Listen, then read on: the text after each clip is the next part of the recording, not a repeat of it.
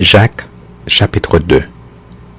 Mes frères, que votre foi en notre glorieux Seigneur Jésus-Christ soit exempte de toute acception de personne. Supposez en effet qu'il entre dans votre assemblée un homme avec un anneau d'or et un habit magnifique, et qu'il y entre aussi un pauvre, misérablement vêtu.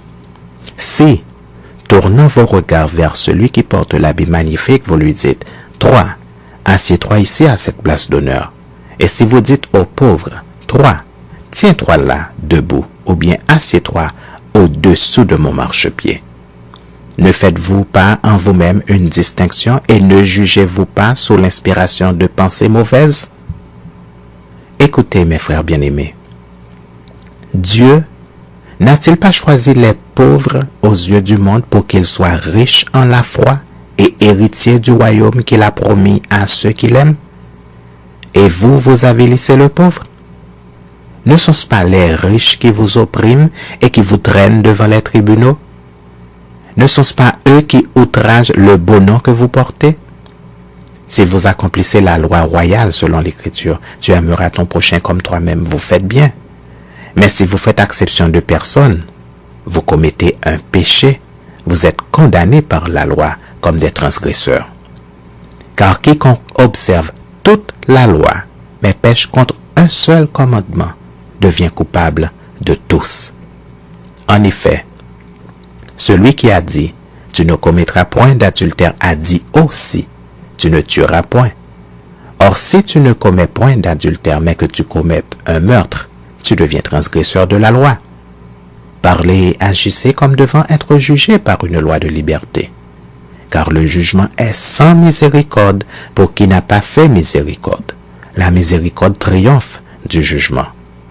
Mes frères, que sert-il à quelqu'un de dire qu'il a la foi s'il n'a pas les œuvres? La foi peut-elle le sauver?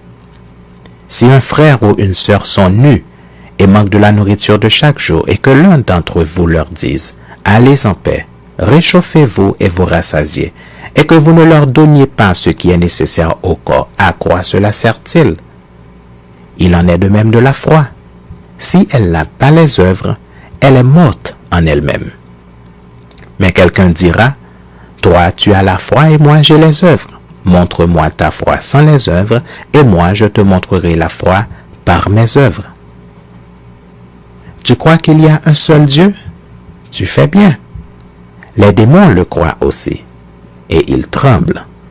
Veux-tu savoir, ô homme vain, que la foi sans les œuvres est inutile? Abraham, notre père, ne fut-il pas justifié par les œuvres lorsqu'il offrit son fils Isaac sur l'autel? Tu vois que la foi agissait avec ses œuvres et que par les œuvres, la foi fut rendue parfaite. Ainsi s'accomplit ce que dit l'Écriture.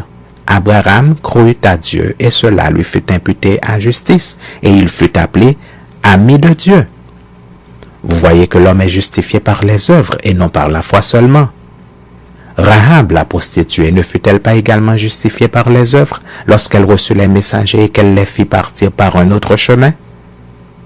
Comme le corps sans âme est mort, de même, la foi sans les œuvres est morte.